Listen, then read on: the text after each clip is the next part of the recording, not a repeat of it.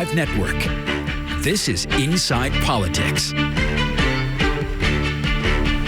Hello, everyone. I'm NewsChannel 5's political analyst, Pat Nolan. Welcome to Inside Politics. This weekend, Nashville honors one of its most historically significant adopted sons. A large portion of Fifth Avenue downtown will become John Lewis Way, named in honor of the late Georgia Congressman and civil rights icon John Lewis. But who was John Lewis, and what did he have to do with Nashville and our nation's history? To bring some answers to those questions and some insights as to why it's most appropriate for this city to honor John Lewis, we welcome to Inside Politics Nashville State Senator Brenda Gilmore and Nashville historian David Ewing. Thank you both for joining us on the program today. Thank you for the invitation. My first question is to both of you. John Lewis was raised in Alabama and was the longest-serving congressman in Georgia history. Why is it appropriate for Nashville to honor that congressman? David? Well, John Lewis wanted to go to school in Troy, Alabama, where he's from, but they didn't accept black people. And Dr. King suggested he attend school in Nashville at Fisk and American Baptist College. So that's how we got John Lewis. But while he was a student at Fisk and American Baptist College, John Lewis not only changed our history in our city, but in our country. One of the leaders of the successful lunch counter sit-ins, which was peaceful and nonviolent, and changed the culture of Nashville by integrating those during that time. Brenda, you were a young person living in Gallatin at the time when this happened, but you were aware of what was going on in Nashville. It must have been thrilling to watch what happened in those days, because the lunch counter sit-ins made a real difference not only in Nashville but across the country.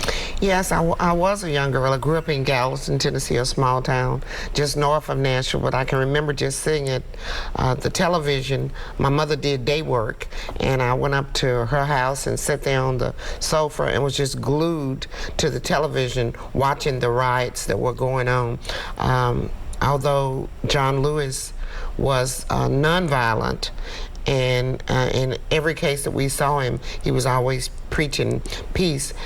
Some violence did occur in Nashville. David, why was Fifth Avenue, a large portion of it, selected to do that, and what parts of Fifth Avenue are going to be renamed John Lewis Way?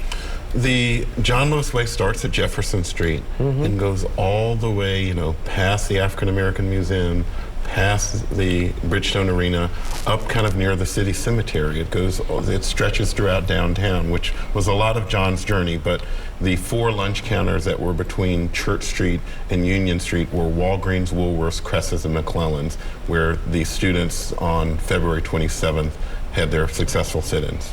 Senator, I think it's appropriate that the whole weekend of celebration for John Lewis begins with a memorial service. John Lewis came here to study seminary things. Tell us what's happening first on Friday evening. So tonight, Friday evening, we will be having a memorial services at First Baptist Capitol Hill. And of course, that's pretty historic itself. That church is, because most of the training occurred there at First Baptist Capitol Hill under Reverend Smith. And then that's at 6 o'clock. And then tomorrow morning at starting at 9 a.m., we will have dedication of the street sign, dedication of the marker, and then we will have a celebration march starting from Representative John Lewis Way. We will march down to Ryman Auditorium, which is about 1.5 miles. David, the training sessions that were held at First Baptist Church, which really was at that time the mother church of the entire movement, those were pretty realistic. I mean, they put the people like John Lewis and the other students into real life situations. I mean, the training was not just do this, do that. I mean, they actually acted out some of the things that were going to happen to them, and they weren't very nice things that were going to happen. They were role playing. They spit on them, they hit them, they put cigarettes out on them, because all those things would happen to them at the lunch counters. These role playings were very important for the nonviolent part too. Your natural inclination is to fight back or yell back if someone does that to you, but they had to sit there and take it. My friend Rip Patton, the famous lunch counter sit-in person, freedom rider, always said that we were going to beat them with our minds, not our fists. Senator, John Lewis was in his early 20s when they did this again. We were young when all this happened. But looking back 60 years later, you must continue to be impressed with his leadership and his courage, not only for him, but all the students that were involved. I just admire him so much. In fact, I've been down to the Edmund Pettus Bridge on both the 50th and the 55th anniversary. And The it's famous Bloody Sunday. Yes. And you can just hear the wails of those people as they were beaten. And of course, that's when John Lewis got a concussion there on that bridge. And you had a chance to meet John Lewis when he came to Nashville later in his life when he was being honored. Yes. In fact, the Nashville Public Library was honoring him, and I had an opportunity to sit down and to talk with Congressman Lewis. And it was just so exciting. He's such a wonderful person.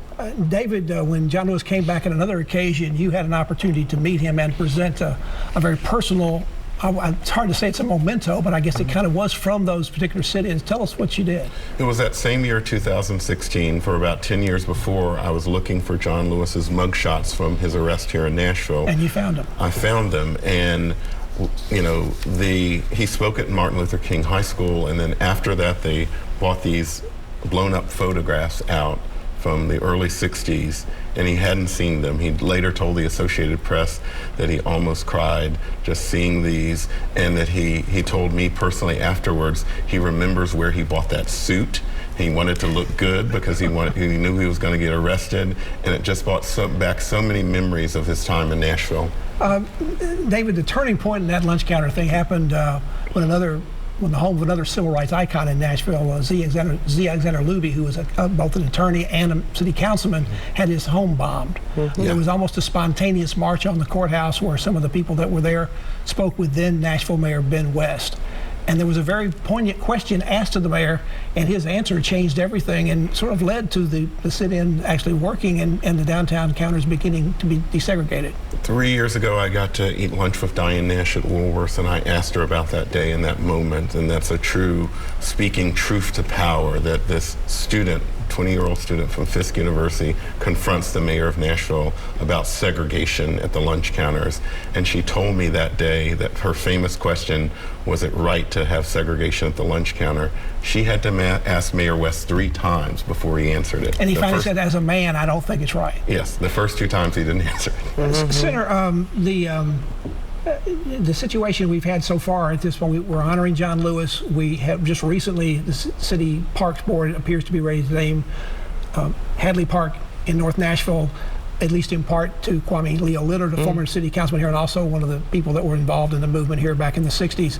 Is it time to honor Diane Nash? She seems to be one of the major figures that's still with us that has not been honored. Absolutely it is. In fact, she's serving as one of our honorary icons. During this celebration this weekend, 50 of the civil rights heroes will be honored.